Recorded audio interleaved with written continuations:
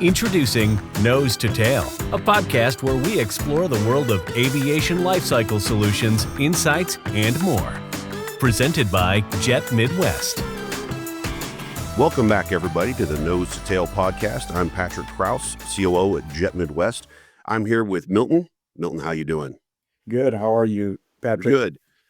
Maybe you could enlighten our guests with a little bit of background of how your aviation career started and bring us up to where you are today. I began my career back in 1995 in a company called Best Prices in Parts. So it was a weird name because it's Best Prices in Parts. And I consider myself very fortunate to have found my way in this incredible industry. It all started thanks to my cousin.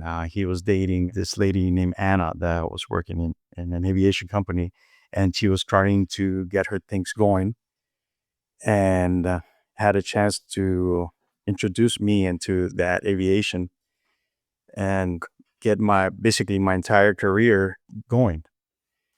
I worked for them. That was my first company that I worked for and introduced to. After that, I moved into another aviation company called Aircraft Parts Support International, where I had the privilege to work with Enrique Hernandez, who was a true mentor and a remarkable example of a person that taught me a lot in aviation. Following that, I joined Sergeant Airborne. Sergeant Airborne, I took a sales role, and I was fortunate to work with a great team. A lot of them now are entrepreneurs, and work alongside with Eddie Montalvo, another individual who set great examples to inspire me to do things the right way. This experience helped me shape my professional values in aviation. So real quick, now when you got your start, it's always good. You've got some family story in there. I know that's part of how my career started. I was kind of brought on board by my brother to help out in the warehouse. What kind of role did you start? So, and I apologize, what was the name of that first company again? Oh, it was called Best Prices in Parts. Best Prices in Parts. That sounds very 1980s title right there. So when you started, what were you actually doing day to day? So I got hired to help out, to do shipping and receiving, be the driver. It was a small company, a startup company, and they needed an extra help. So I was the one doing most of the deliveries, receiving the units. And this company was basically open to do like some kind of managed repairs for an airline that was based in South America. So they needed an extra hand, and that's why I got my experience in aviation, doing shipping and receiving. Now, when you took your next leap there to, I believe you said air parts, right? Aircraft Parts Support. Aircraft Parts Support. So when you moved to that company, did your role change? What did you bring from that first job into the second job? So Aircraft Parts Support, I did, as I started basically doing the same thing, a little bit more because it was more diversified. I had a lot of more customers. I learned a lot more, and I was kind of helping out also the owner with getting pricing to quote the customers. So I'll be doing logistics, in charge of shipping. It was for different hats. And I got introduced into sales, working for him, listening to him. Like I mentioned, he was like a good mentor, learning from his experience and the way he handled negotiations with buying and selling. And to me, that was spectacular. I loved it. I really enjoyed it. I too started very similar. I started in the warehouse in 1999, just trying to get things cleaned up and put some quality systems in place. And I really had no idea what I was doing. And like you, I had people who were, they wanted to see you succeed and certainly help you out. So it's great that you had some good mentors. So then you moved from, sounds like parts sales. And then what did that look like at Sargent Aerospace for you? I can go back and mention something that to me, it was a key of how I became a sales guy. So I remember being a driver and doing deliveries that somebody had to sign for. So when you go to a company, you usually go to shipping and receiving, and the guy in shipping and receiving will sign your document and call it a day, right? You come back with a packing slip signed. But I did things a little different. I used to go, and when I used to do the deliveries, I used to ask for the owner or the guy main in charge, or the guy that was, I used to hear the owner talking to this guy. So I wanted to meet him. I never met him. So when I used to do the delivery, I used to say, okay, this person has to sign for it. The owner told me that he's the one that has to sign to make sure that he's got the unit. And it was all a lie. It was just a made up story. And I used to do that every single time. And I became friends with these guys that were the sales guys. So when Aircraft Parts, Enrique gave me the opportunity to do sales, all those guys were my friends. And I started getting even better pricing, got to hang around with these guys. But I was, back in the days, being 18, 19 years old, you were a young buck. You know what I mean? Most of the guys in sales, they were 10, 20 years older than me. So me knowing these guys, when I remember going into my first conference and hanging around with the older guys, it felt weird. But everybody's like, how did you know? And then that was my secret, you know? That's good. Now the whole world knows. It's out. It's out. South Florida is going to have a lot of delivery signatures happen over the next 90 days. That's a great story. I really love that. And it does. Can be intimidating. I've gone through this through my career because when you are young and you're walking to these shows, or even talking about the buyers at some of these airlines, the people that you really need to be interfacing with are 20 years older than you, sometimes more. And when I was a young guy, I used to grow out my goatee or my facial hair because it felt like it made me look a little older.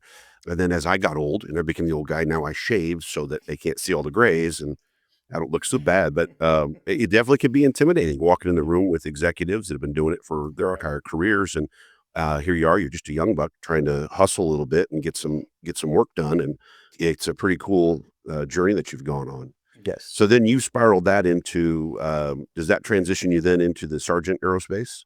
Yes. So after that, I took that role, and I think Sergeant had just bought out Adborn. I don't know if you guys heard of Adborn. And before that, it used to be Nortec, and the Montalvos. I've grown that company to another level, and I got lucky that they were setting up a new teams to do sales, and they brought me along, and I remember they gave me probably the worst accounts. And they gave me the Latin America accounts. They gave me the accounts that nobody wanted to do. And I remember hustling. I mean, my son was like 2 years old. So, you never say no. I remember people used to take turns to do AOG calls for the weekends. And I wanted to take them all because I wanted to make an extra money. So I didn't. But you had a 2-year-old. You were going to be awake anyway. Yes. So, I used to spend a lot of time at work and take anything that I can make an extra money, I'll do it. So I was hustling.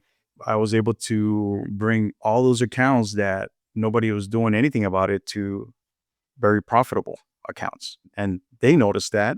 And later on in that career and my opportunity to work for Sergeant, they gave me a role to be a director. It just happened that at the same time that they were giving me a role, I had bumped into a friend of mine, David Science, that worked for Avial. At that time, Boeing had just bought Avial. And I remember sitting on a flight coming back from my first show that I had ever gone to, which it was CCMA in Cancun. It's a conference. Terrible one. Terrible conference. So Don't tell my people that could exist. They don't want to go. So coming back on the plane, I sat down next to David, and what a cool guy, awesome guy. I had no idea he was one of the top guys at Boeing, Avial at the time. And we were sitting down and we just connected. We did really good as a friend. We exchanged information, and time passed, maybe a month or two, and I was working at Adborn, and they were giving me a promotion to become a director. And that same week, David called me, and David told me, "Hey, I want you to come and see our location and see what we're all about." And I'm like, and I did. I took his word, and I traveled, and I met the whole team at Avial. And I was stunned how well organized everything was. Everything was beautiful. And we came into an agreement, and I really I took the spot that they were actually looking for. So I worked for Avial for not so long because I also got offered a position to take a BP position on a startup company called Global Air Technologies. And Global Air Technologies was a startup shop that was doing instruments and avionics. I didn't know much about Global Air Technologies. I was working for Avial at the time, and the reason how I bumped into this company was very interesting. I was looking at the numbers that we were supposed to look at what companies did the most, and you're supposed to go visit them. And so I bump into to Global Air Technologies because in the past year they have sold to Global Air Technologies more than $1 million or something like that. And the year that I came on board, they were not doing anything. So looking at the numbers, I was by the area and I wanted to meet them. I wanted to see what was wrong, if there's anything that we can do.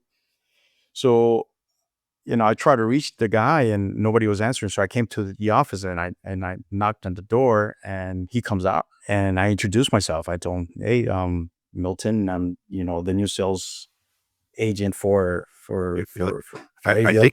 think what you said to him was, "Hey, I'm Milton. I have a signature I need to get from this guy from a purchase order. He has to sign to something like that." Something like that. Okay, and he said, So he was like, "Oh, I'm sorry, I'm very busy right now. I don't have time. I'm about to do something, and if you can come in another time." And I'm sorry, I'm sorry. Yeah, I came by without giving you a call. It's just that nobody was answering, and here's my card. If there's anything you need, you're welcome to call me, and I can pass by and give you more details. And he's like, "No, fine." So I'm walking to my car. As I'm walking to my car, I get in my car and I'm about to turn on the car. He comes and knocks on my window. And he goes, "Hey, I just noticed you're Milton. You used to work for Enrique." And I'm like, "Yeah, that's me. I've been looking for you all this time." And I just started smiling and I was like, "Yeah." So he goes, "You got a minute?" And I'm like, "Yeah." And "You want to go to lunch?" And I'm like, "Sure, let's go to lunch." So he told me all about it. He was a startup company. So Ralph is the owner of this company, Global Air Technologies. His father and him sold the company to Heiko, and it's called Air Radio and Instrument back in the days. His non-compete was over, and he opened a sales company, and then he wanted to do the same thing his father has done and open a repair station, an FAA repair station, and it was a avionics instrument shop. And he was looking for a guy to build it up as a startup and bring in business. "Yeah, it's interesting. He wouldn't hardly give you the time of day, but when he found out who you were when he read that business card, that's a pretty awesome story." Yep. So, what is it? You had mentioned earlier that you got exposed to sort of the entrepreneurial spirit when you were with Airborne Sergeant, and maybe describe what you took from that to get to where you are today. Seeing how much you can grow in aviation. I mean, to me, it was one of the fastest market in growth and the way you can negotiate too, and the experience to travel. And I wanted to be that. I wanted to be part of that industry. I wanted to get to meet the people that you are talking to and negotiating on the other side of the nation, all the world. And I think this industry gives you that opportunity and chance with these conferences and also the ability to travel and meet those sales guys. I think is amazing. Yeah, certainly sweat equity in our business goes a long way. In a lot of my podcasts that I do, we talk to a lot of founders, and they have uh, similar stories, not always the same, but they have similar stories, and ultimately, a lot of them, like, "Hey, man, I can do this better. This machine that I'm working for is a little bit too big, kind of has lost a little bit of its ability to be nimble and really provide the impact on the customer. And so I'm going to take this off on my own and try and do something special." And so I hear that a lot. So talk to me a little bit about what you're doing today. And again, help us wrap our heads around the entrepreneurial portion of the story that you're getting ready to tell us. So today, I open with the experience that I have gained throughout the years, I opened a repair station, which is called Sky Techniques Aviation Repairs. Sky Techniques Aviation Repair, we are specialized in hydraulic, fuel, electromechanical, and pneumatics. I opened it about, it's going to be 10 years. I mean, actually 10 years. I opened it in 2014, but we actually started working in 2015. Well, congratulations on 10 years. Any company makes it 10 years has crossed over the graves of a lot of other companies that didn't survive. So congratulations on that. Appreciate it. It's been a challenge. I mean, everyone went through COVID. Everyone went through different challenges. This is a company that it was self-made. I mean, we didn't get any loans for any banks. It's hard work. The early part of your career, I would have probably categorized you as a parts guy. I think I'm a parts guy. Yes. So parts guy transitioning into selling MRO services, all those are component level. Talk to me a little bit about the nuance difference. What did you bring maybe being a parts guy into that world to contribute? And then what maybe was, I don't even know what drew you into doing it. So maybe tell us a little more about that side of the story. It was challenging. Like, I didn't know anything about avionics. I knew some parts, but I had no idea how instruments work. But, with the experience, I was able to learn how to read manuals, learn how the components work. A lot of people and a lot of salesmen don't have any idea how much a manual or the thickness of a manual is that these mechanics have to go through in order to find the problem. So we think it's just connect, test, and that's it. You're ready to go, and it'll tell you what's wrong with it. It's not like that. They got to go through a lot of steps to find out what's not working.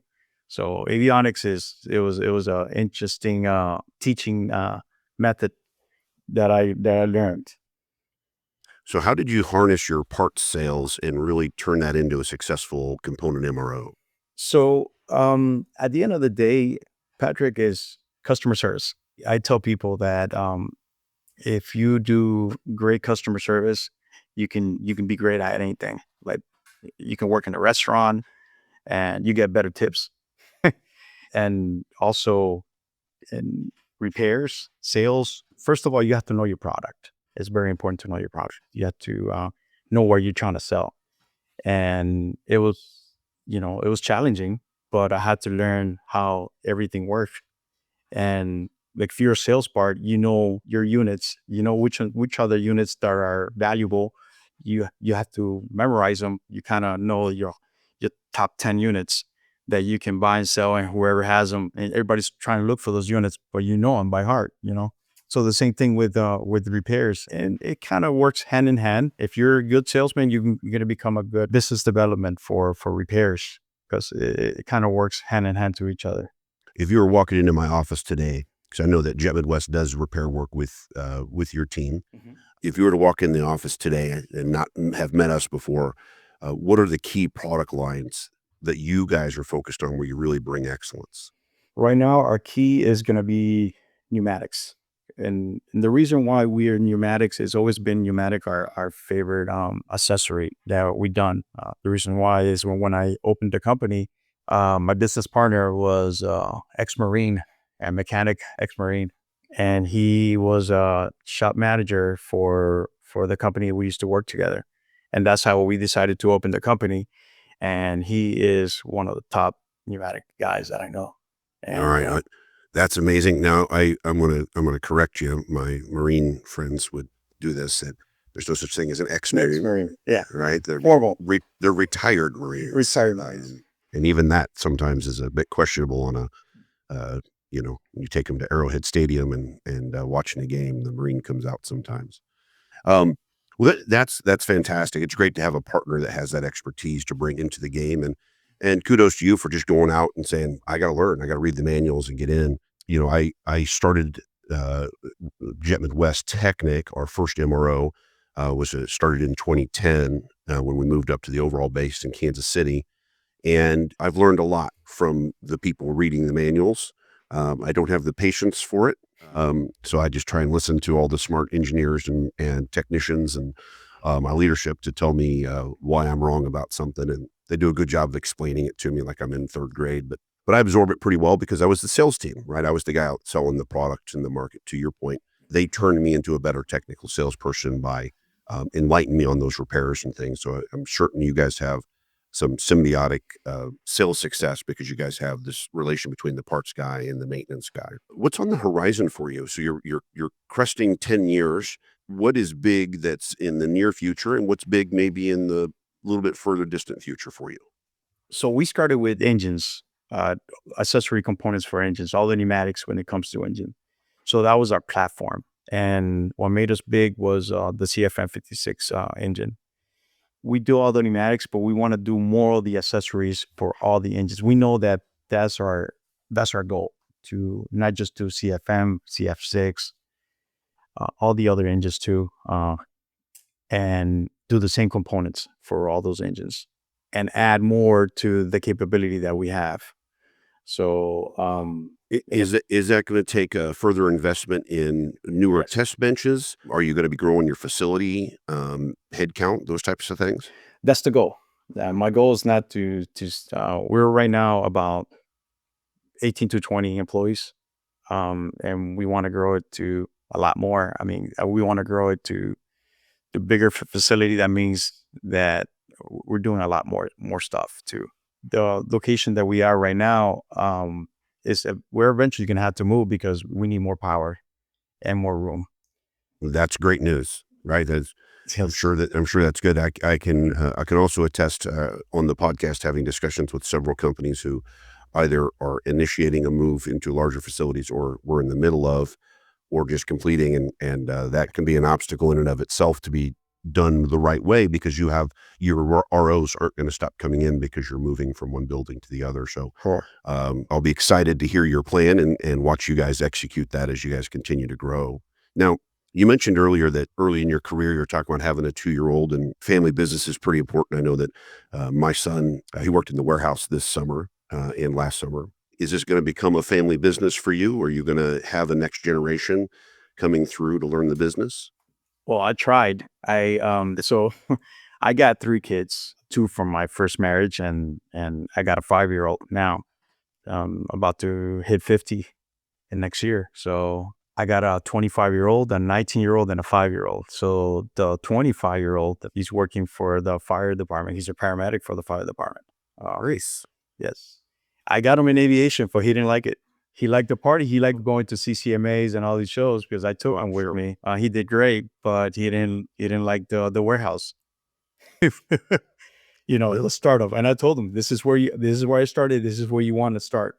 Yeah. So So you got to learn a little bit of everything if you're ever going to be in charge of something. It helps to know a little bit about everything. So you have a 19-year-old, you got a backup plan. Is there any hope there? yes, my 19-year-old works with me now. So Great. he works in shipping and receiving, just do the same thing that I did. And also in stockroom. He's the one that provides all the components to the mechanics. He also inspects the unit. And whenever one of the guys has an urgency, he takes over. So he covers up for him. So he goes to college also and works for me full time. Well, that's also awesome because we want to continue to get them educated, whether that's an aviation related experience in college or that's simply getting a full education. And I love that.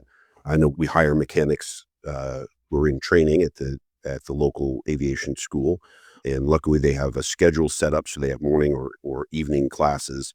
And so we accommodate. So if they work during the day for us, then we accommodate them leaving at a certain time so they can go to their night classes and work towards their A&Ps. And the continuing education is pretty important. Our industry needs a lot more human capital input than we're currently getting. So anything we could do to feed the stock is great. I agree with that. So I ask all of my podcast guests what their favorite aircraft is and why. So Milton, I'd love to understand that from your perspective, what your favorite airplane is. My favorite airplane and has built the platform for me, it will be the 737. It is the one that I tailor for my capabilities. My majority of my clients at the time were just operating this type of engine and aircraft, and it was widespreadly used. And it's been rewarding to work with that type of aircraft. Well, you certainly have a lot of customers. Being in the repair business, I'm sure it's super competitive. I mean, there's a lot of people that repair 737 pneumatic components here in North America. Although there's lots of fleets, lots of opportunities, you're fighting in a pretty tough marketplace. So your customer service must be outstanding if you guys are continuing to be successful there. Yes, yes. It's a lot of competition. Yeah.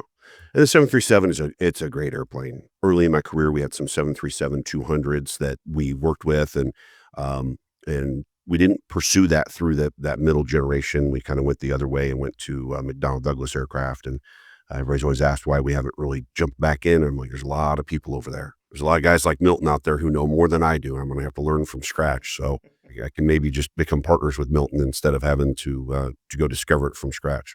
Well, Milton, we're going to kind of wrap up here. Is there anything else maybe you'd like to elaborate you think our guests would like to hear, or anything exciting that's maybe happening at your shop? No, for now, we're growing, getting new mechanics, trying to take the company to another level, growing our capabilities, and trying to be the best at what we do. Yeah. So I noticed, so your title of your company is, the acronym is STAR. Are you guys branding yourselves under that acronym? I would love to, but I think that name is already taken. Okay. So I don't do that. No, but not by aviation. It's by other, I think, air condition or something like that. So yeah. Well, those people don't matter. Don't worry about those guys. Of course, you're in South Florida. Air conditioning is pretty important. Oh, for sure. Okay. So Milton, you and I had good discussion about, the future for you really is growth, right? It's bringing in more technicians, and more help in the building, and be able to handle more units. How are you going to capture in this work environment? How does Milton capture those employees? How does he train them? How does he bring them on board? It's been challenging. I mean, especially here in South Florida, there's a lot of competition. And one of the challenges right now is trying to get the right mechanic on board. So I'm curious, when you bring on your technicians, are you guys looking for experience, or are you looking for someone with the capacity, and then maybe you say, hey, we're just going to put them through a training protocol that's been successful for us in the past, and really train them specific to whatever you're working on in their career? A little bit of both. So we have people with a lot of experience that work for us, and also people that are mechanically inclined. So we're looking for these young guys that always wanted to build cars and stuff like that. These are the right guys to pick, because they actually have become great mechanics. The reason why, the attention to detail, especially in aviation, because it requires a lot of measurements, a lot of building. And if you go with your hands, you're definitely going to become a good mechanic. Especially Manny, which is my business partner, being former Marine, not an ex-Marine. There you go. He's very detailed orientated. He's a great teacher, and he likes to teach everyone the right way. He doesn't like to cut corners on doing stuff, especially for aviation. So if they fall into working for us, they're gonna have a good mentor as a mechanic trainer for these guys. And that's what we're trying to do. We're trying to get young guys, which we have a couple of them, young guys that never been in aviation, and within 6 months, these guys are building. They're doing great. I mean, we're amazed. That's great to hear. I like your strategy. Really, we use this for all of our employees. We're in Kansas City, and we don't really have much of a pool. There's not a bunch of competitors. I mean, there's some aviation here, but there's not a lot like there is in South Florida. So sometimes we're just looking for someone with the capacity to learn, or the capacity, and we'll take their talent and shape it so that it fits the systems that we have. And, I love that story, because it really is the ability to coach and mold. When you have a Marine who's leading the way to mold these young people, and it's going to use a lot of the same probably things that they cherish in the Marine Corps, they're then putting in place as they train people to do the work. And honestly, sometimes young people need mentors, just like you and I had, that really guide us and teach us how to become better people and better employees. And, we're in a department. And so we've got other people we have to rely on and support there as well. So that's awesome. Now, I know at Jet Midwest, we've had a lot of dialogue regarding the ability to try and harness the technologies, a lot of people talking about AI and how that's going to impact us. And that impacts some of our employment potentially. I think it bolsters it. I don't think it's a negative. I think it's actually a net positive. And we're trying to implement some things. I'm curious if you guys have explored that yet, or if maybe you get your feedback on how you think AI is really going to impact the marketplace. Really starting with your MRO.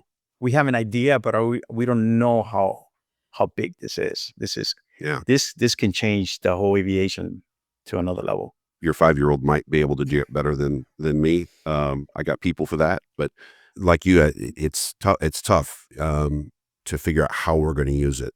Yes. I do see some positive stuff coming from it already internally, especially with some analytics. Obviously we're a quite sizable inventory holder, so we're trying to use some of those tools to help us with some predictive modeling. But I think it's going to cross over to a lot of different places within our company. There's even some lower level things I think it'll be able to do that will help things become more efficient and even give us a quality check on some items, especially things like paperwork. Which if somebody literally leaves a block empty, that's not supposed to be empty, the AI should be able to capture that. I agree. I mean, most of us don't have an idea what the capacity of how AI can contribute to your company in many ways. In reports, like you said, inventory, you probably guide you to stop doing this. As you're losing money doing this, do this instead. It's helped me just send emails. I used to spend sometimes 30 minutes. You go to ChatGPT and they'll write it for you or whatever it is. I'll help you out. So it depends how you use it.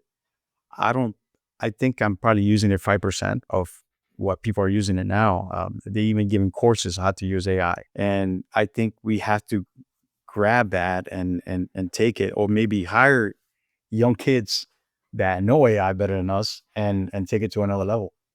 Yeah. I'll tell you what, let's stay in tune on that one, because I do think that there's a real future and there's a lot of different ways to use that technology, and maybe the technology can tell us how to use it better. I think we just ask ChatGPT, how do I use you better? And they'll probably give me all kinds of answers. Sure. We had a lot of discussions that really your business is right now, engine accessories are what you guys are specializing in. And that's a fantastic marketplace. We've all seen the challenges in the supply chain when it comes to the engines in the marketplace. There's a bubble out there for demand, and there's a shortage relating to full engine overhauls, to some component level, internal and external component level challenges in the marketplace.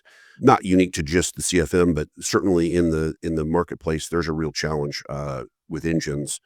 How has that impacted you guys, or what maybe have you guys done to adjust to that marketplace? Is a big challenge. It has impacted us a lot, depending on what kind of customer you have. We have customers that can only use OEM parts, and we have customers that they use both. If you use both, we're going to be able to turn around that component a lot faster.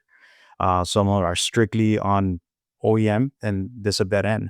You kind of rely on the OEM, and there's a big shortage right now on components. Our customers, some of them understand, some of them don't. And we try to educate them, but it's not up to them. It's as to the contract that they have with the engines, that it has to be all OEM, and it's challenging. It's challenging because and it all happened. We didn't have that issue, and it all happened after COVID. I don't know what the manufacturers just slowed down personnel, and there's been a shortage for a lot of the components. We're talking about bearings. We're talking about switches. Everything is being delayed. So Yeah, I've had a lot of discussions this year about this, and it actually has always been kind of in the dialogue. But I think what we've seen when we look at the data is that the repairs that we did pre-COVID, 2017, 18, 19, the repair work we did had a repair cycle. And I'm going to use this as a broad example, not a specific one. But let's say maybe we had a starter, and repair on that starter was maybe 45 days in 2017, 18, 19. Okay, that's pretty reasonable. It's a complicated piece.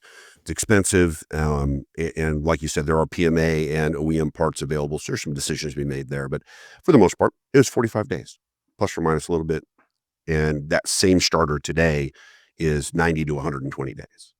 Correct. And I think in my conversations, people keep asking me, like, is it improving? Is it going to get better? Is it going to get better? And this is the new norm. I apologize to the aviation industry. I have to hear that way. But until the OEMs prove us wrong and whatever needs to be shifted within their supply chain, this is the new normal. And I feel bad. Guys like us who are entrepreneurs and we're parts guys at heart, and we can look at it and go, I got to find a better way to get these through the shop. Whether that's saying, hey, I've got 4 units, I'm going to send these into the shop and we're going to salvage pieces out of some of these and do inspections, make sure they're good, and then put them into the other unit because they're just not available. And that makes us change the mathematics. It makes the parts more expensive because of the investment in them in order to shave ourselves down from 90 to 120 days down to 45. It's going to be a more expensive repair because we're going to have to provide parts for another unit. That unit has to be monetized. So I think that there's some of those things that we're going to see. When I say this is the new norm, how do you react to that? I think we all are going through that right now. I think every company is going through that right now. And we're lucky to do business with you guys because you guys have a lot of inventory. And when we bump into a part that is going to be a little bit difficult, I go and reach out to your repairs department team and they're like, okay, if you send me another unit, and we can probably, from the 2, we can make 1, just to reduce because there's no parts available anymore for some of those components. It's sad in one way, and I feel personally after seeing this transition and it not improving, I think the idea that this is the new norm and we're just going to have to continue to be creative in the aftermarket, and there's more PMAs entering the marketplace every day, but they just can't come fast enough either to solve all these problems. But it's a real challenge for the marketplace, and I hope the OEMs can someday get back to where they were with the delivery of those pieces. I'm done kind of holding my breath on it. I think this is just, we're going to have to constantly work hard to reduce time. And the people like yourselves who do a great job with the product, you're going to differentiate yourself because you're going to get things done quicker, and you're going to be more flexible working with your clients to say, hey, if you want this on your airplane and you need to leave on time, we got to change some things. So correct. Well, Milton, this has been an amazing conversation. I'm so glad that you were able to join us today. I'm glad that we've had a great synergy between both of our companies, and look forward to growing more work and for you expanding your capabilities. Jet Midwest is fast and furious out there buying assets all the time and quite a variety of items. So we certainly have more items that we can feed into your shop as you continue to grow and help you on that journey. For all of my listeners out there, please go and support Milton and his company's growth. And for me to close out today, please like and subscribe, and we'll see you next week. Thank you for listening to our podcast, Nose to Tail. Please like and subscribe to our channel. Presented by Jet Midwest.